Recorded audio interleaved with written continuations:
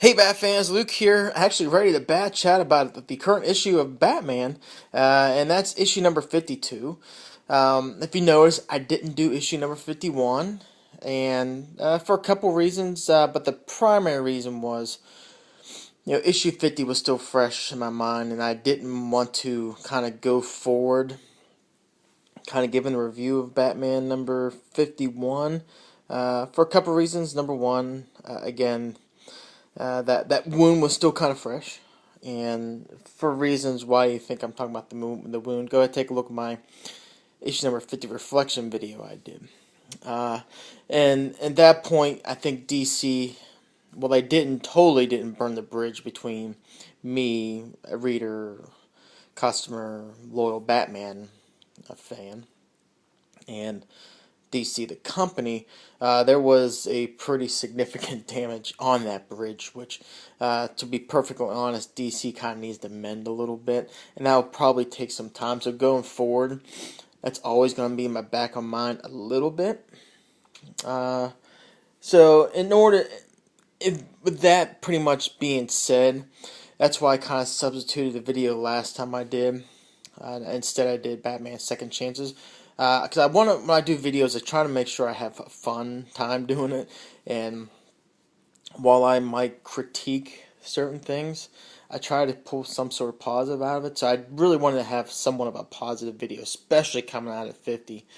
So that's why I decided to do Batman Second Chances, which was predominantly the origin story of Jason Todd as Robin, amongst other couple of good stories, some really good ones in there too. And I'll link that video if I can remember at the bottom, in case you missed it. But that's predominantly why I didn't want to do a review for issue number 51. And if I kind of reflect on it now, issue 51 wasn't that bad. There was one point in the issue where it was the bathroom scene, which kind of just seemed odd. And with Tom King, sometimes he takes certain liberties. And that one, it's just odd.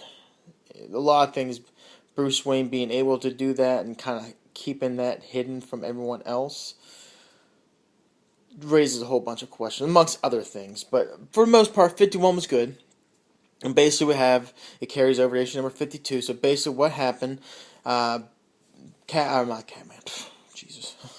Mr. Freeze is being arrested by the murder of these three girls, and we find out that Batman's the one that brought him in, helped the GCPD make the arrest, but there was some forensic evidence that kind of had some issues, which leads to Bruce Wayne, who is now a member of the jury, kind of lead himself with some doubt.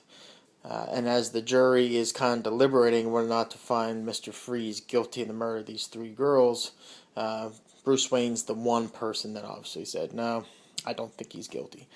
Which leads into issue number 52. And issue number 52 is pretty much a deliberation of the jury and the main reasons why Bruce Wayne does not think that Mr. Freeze is guilty. And you see you got the two covers. You got the standard one by Lee Weeks on the left, and on the right, I cannot remember who did the variant cover.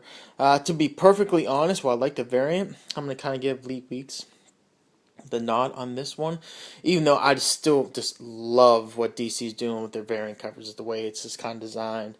It's really just showcasing the art. Love that. So, in this case, I will give Lee Weeks the nod. But speaking of Lee Weeks, the art in this is great.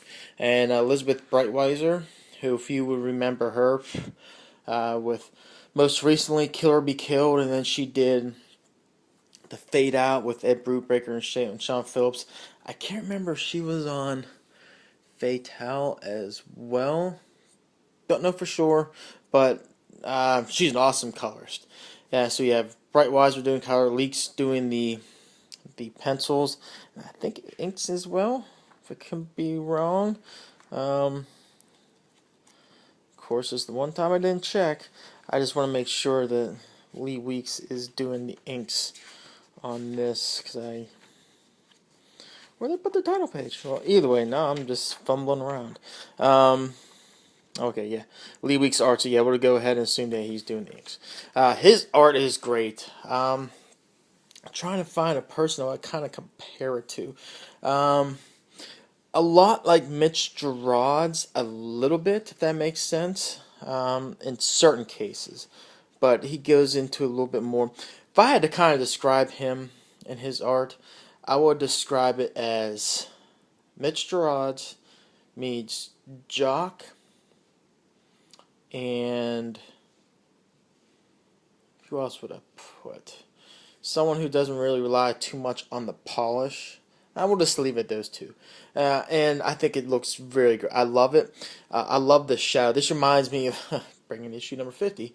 Lee Week's contribution he did with and Batman 50 was just a picture of Catwoman and Batman kind of juxtapose each other. Batman facing this way, Catwoman facing that way, and it was very a lot of them in the shadows with like a black and white thing. We see here in the autopsy room, it was just great how he just blends in the colors and the shadows and everything. It's great art. It's not you lose some of the detail and the polishness like you would maybe I don't know Francisco Mattina or Greg Capullo or Jason Fabok. Those ones like the face really looks like realistic Jim Lee type thing. So with Lee Weeks, you get a little bit of a graininess part, but that's okay. It's a very interesting interpretation. The, now I remember the guy. I can't remember his name. Oh, Batman Year One did the art for that. Oh, that's the other artist. I kind of want to say is like um, Gerard Jock and the artist from Batman Year One. So the art's great, and I just love like you get these sort of black and white scenes, but it's just done great. And Brightweiser's colors just pops it off. Just really well done. Um, you get like a darker color palette to this issue, and while I understand Elizabeth Brightweiser might be kind of controversial right now, I'm just looking more at the professionalism and what she brings with her craft, and I thought she did a really good job on this on these past two issues. This is very much something like you would see in Deadly Class, or specifically in Kill or Be Killed. You have like a picture here on the side, and then on the periph over by the bleed, you would have like the dialogue of kind of juxtapose what's going on in the picture, and you see this a couple times, and it's just great. I thought this was fantastic. Um, Art, no complaints. The art was just great. And take into context the type of artist you're getting. So you're going to sacrifice a little bit of the polishness and the detail and the realism, but you're going to get the environmental and feeling with Lee Weeks art, which is just great. Again, Liz Brightweiser's colors just pops up. Just look how the blood's. You see Batman just beating up on Mr. Freeze. Just great art. I really don't want to go too much further into the art. And basically, what it comes down to, and I won't really go too much in detail on this. Don't want to totally spoil. This is basically coming down to Batman making his case for a not guilty verdict, on grounds of maybe not totally not guilty, but using the main premise behind our judicial system is convicting someone on something beyond a reasonable doubt. And Batman thinks, or Bruce Wayne, in turn Batman, uh, do think there is some reasonable doubt. And again, you kind of read it, so you kind of get somewhat what's going on. So again, I don't want to really spoil it, but it comes down to Bruce Wayne bringing up 3 points that could lead to some possible reasonable doubt. The first one is that the three deceased women as I see here, I'll just read it straight from the book. The three deceased women in question all had a lower brain temperature, and this was the cause of death. The police missed this. Batman caught it, so they thought, hey, cause of death was they're basically frozen to death. Which Batman or Bruce Wayne brings up some points that lead up some reasonable doubt behind it. Two, the police, presumably Batman, looked for Freeze after a discovery, and they found him with his suit on, his gun and the Breddy, which they're saying that was a breach of his probation. But again, Bruce Wayne brings up some points that will lead to reasonable doubt. Maybe not as much reasonable doubt, um, but brings up some matters of extenuation. And if those who kind of understand some of the judicial system or some sort of experience with Uniform Code of Military Justice, you'll hear the terms of mitigation and extenuation. I think Bruce Wayne brings up a point of extenuation, which you kind of look into that and it kind of explains why. And then the third point he brings up is, and the most damning, as he says, is Freeze confessing to the crime. And Bruce Wayne brings up some point that raises some suspicion as to, not to say the legality of the confession, but maybe the weight of the confession, keeping in mind some parts of mitigation, some mitigating factors that kind of led to it. And that's basically it. Is this issue kind of going over Bruce Wayne arguing his side, which also he says in here, hey, we'll go through all this, and at the end of the day, if you're not totally bought with the case I'm presenting you, hey, I'll change my vote type of thing. And it's just Bruce Wayne, again, making his case based on those 3 points that he brings up. And in between, they kind of take breaks, and you see some breaks in the dialogue, which kind of say as they're taking a break, there might be Bruce Wayne talking to another member of the jury, kind of one-on-one, and it's just opposed to kind of events that happened in the past with Mr. Freeze, which I thought was okay. It is what it is. And what I like about it, because there's some things I have some trouble with this. I love the fact that this is really what Tom King does sometimes is that he's kind of like the antithesis of Scott Snyder. I kind of brought this up a couple times, where in Scott Snyder, he will get like drugged down the details, and like his stories will come to like a screeching halt. But Tom King's stories, what he'll do, he'll just kind of breeze through the issues real quick and won't get kind of stuck in them a little bit. This issue was totally a total different take on what I think of Tom King's writing. This is basically an issue strictly focusing on the details and actually getting flushed out really well. You would actually think someone like Charles Soule wrote this book. Charles Soule being an attorney before being a writer. This is a really good legal drama, and it makes sense, with the exception of one major point, which I'll kind of save to the end. But the thing I just have trouble, and it's not Tom King's fault, it's that the jury members seem really selfish, and maybe it's just a reflection on the way the American judicial system is now. So it kind of made me feel uneasy a little bit, how some people be kind of just ignoring the case that Bruce is presenting, which again, it's not Tom King's fault. It's good. It's something that made me feel kind of uneasy. It kind of shows some of the flaws of the judicial system. But I love how all 3 of the points were flushed out. And there's one juror in particular who's like the older lady, which you think everyone else is kind of seeing where Bruce is coming from. But as of right now, I just don't understand what can be, what can be her solid ground on Bruce's points that he's bringing up, because he's bringing up some really good point that brings up reasonable doubt. And if you're going for conviction in criminal court, what you're going for is beyond a reasonable doubt. Bruce Wayne's showing this, so we'll just kind of see how it kind of plays out as the issue kind of continues. Because basically coming down as her basically telling Bruce, hey, so what you're basically saying is now we got to sit there and critique Batman. Is Batman the bad guy here? And Bruce Wayne saying, yeah, I can prove that, but everything Bruce is presenting, I just don't understand what would be her case for not acknowledging it.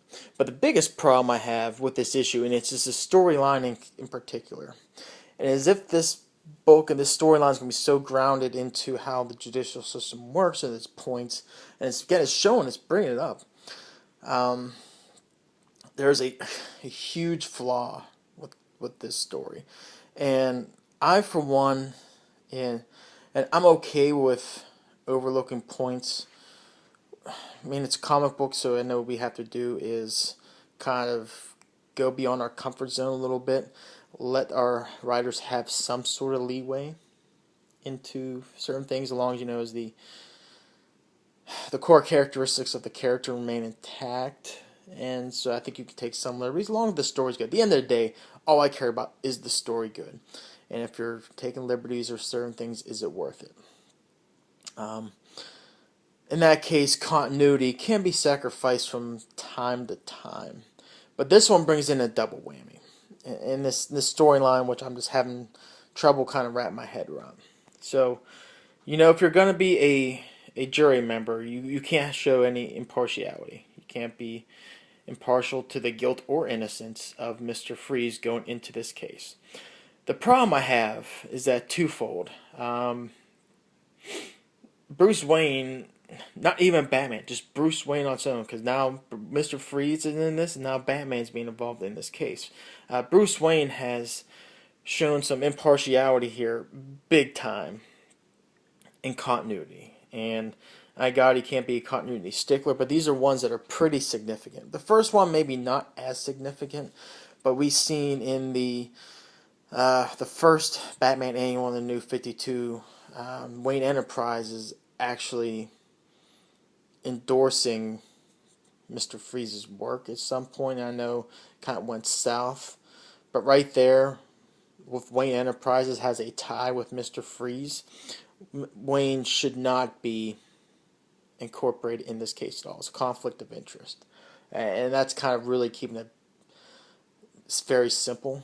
But the fact that, again, that Freeze was shortly a contributor to the Wayne Enterprises and released by Wayne Enterprises, that can show, again, conflict of interest for Freeze in this case. But the biggest one is one you cannot overlook, is Batman Incorporated. If you look at Grant Morrison's run on Batman Incorporated, one of the things that kind of came down to it, one of the major plot was Wayne Enterprises was supporting this global Batman initiative. Wayne Enterprises was providing the money, resources that Batman needed to do this Batman Incorporated initiative. So right there, since Batman's involved in this case, again, Bruce Wayne, with his ties with Wayne Industries, has a conflict of interest.